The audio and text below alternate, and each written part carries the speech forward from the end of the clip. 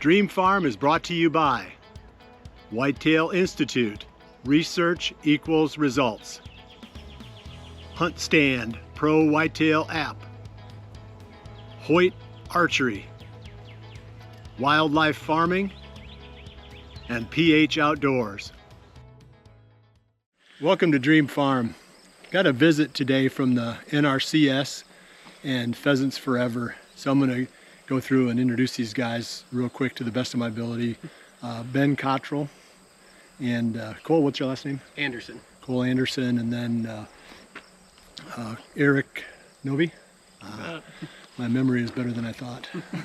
So they wanted to look at some of the programs that we've been working on here on this farm, and it wasn't so much of a compliance visit because that was done through the local forester, but more of a just kind of keeping their thumb on where some of the money's going and just understanding better what we're doing here.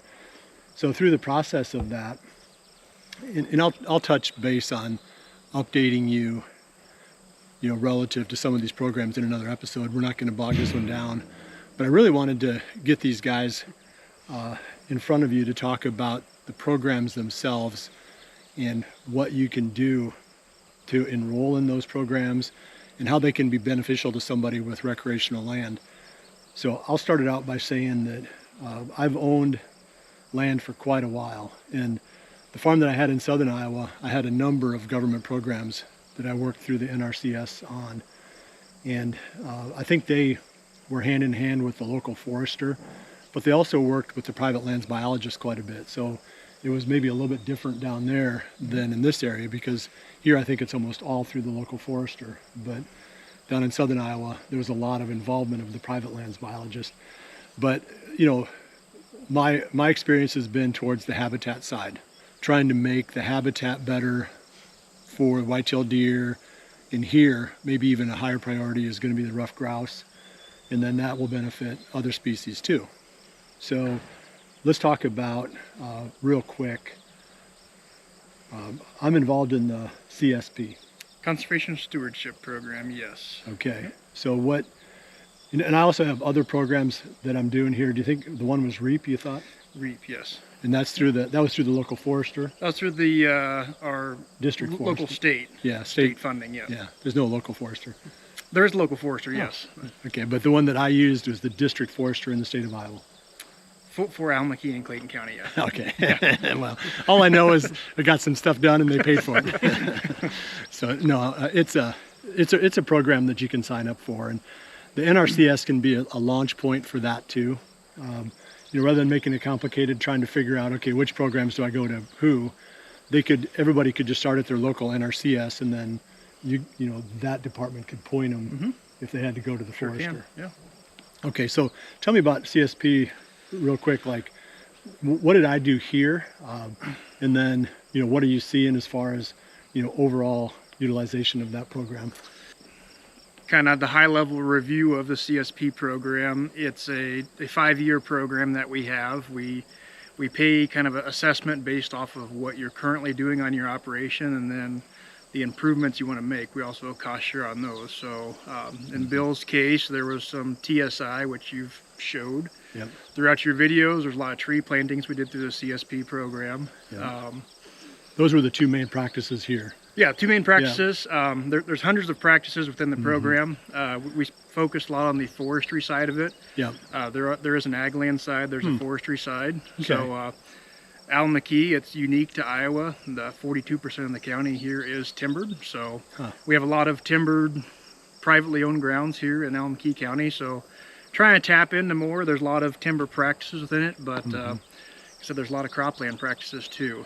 Last I checked, I think there was 200 and some practices throughout the program. So if anybody's got a conservation-minded project that they want to do, there's some chance that the CSP can accommodate that. Yeah, of course. It's not just wildlife. I mean, there's a lot of wildlife practices, but a lot of stuff with, say, we go in the cropland with erosion, with compaction.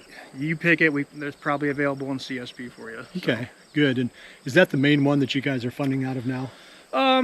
So, I mean, probably our biggest program, we push we push all the programs, but the EQIP program, the Environmental Qualities Incentive Program, that's available. It's can go anywhere from a 1 to a 10-year contract, and that's more just address whatever needs you have out here. So Okay. Last I checked, I think we had over 1,000 scenarios of practices we could fund on. So Wow, I need to be. so yeah, we have a lot out there. So Yeah, and it's not, from the landowner's perspective, at least from mine, I'm not trying to make money on this. no, I'm just trying to find ways to help me get done the kind of stuff that is going to make this property better for wildlife. yeah, and that's kind of why we're here. To kind of have conversations with you, the owner, kind of what are your goals, and we can kind of tailor you to guide you to a program that may or may not work for you out here. So like I said, there's thousands of things, and for us to sit down all day and explain them would be out here a long time. So. Yeah. So the main takeaway then for the viewer would be, if you're going to do some kind of a conservation related project on your property, you might as well stop by the NRCS first and see if there's professional support or cost share to go along with it. Yeah, we're partnered with a lot of agencies, especially here in Iowa. I mean, we have Pheasants Forever, we have DNR, we have Ducks Unlimited, but the list just goes on and on. So we're a great stop. We have pretty much, I believe it's around 2,900 offices across the nation. So pretty much an office in every single county across the nation. So definitely stop in and we can get you hooked up where you need to go. Yeah, real cool. So real quick before we close, am I in trouble here, or did we get most of it done? From what we're seeing so far, we got some touring to do yet, but so far so good. So. Okay, good. No, I know we did a lot. We worked hard. It wasn't like we were trying to, shortcut the program. I mean, if anything, we were pushing toward the long end of it just because of our focus on the wildlife. But I appreciate you guys coming out, and we're gonna continue to look at a few more things on the farm, and then hopefully we'll come up with more stuff that we can do in the future. Dream, then you guys have to say big. It's kind of hokey, but it's kind of funny. We appreciate you joining us. We'll see you right back here again soon for the next episode of Dream Farm. And remember to always dream Big.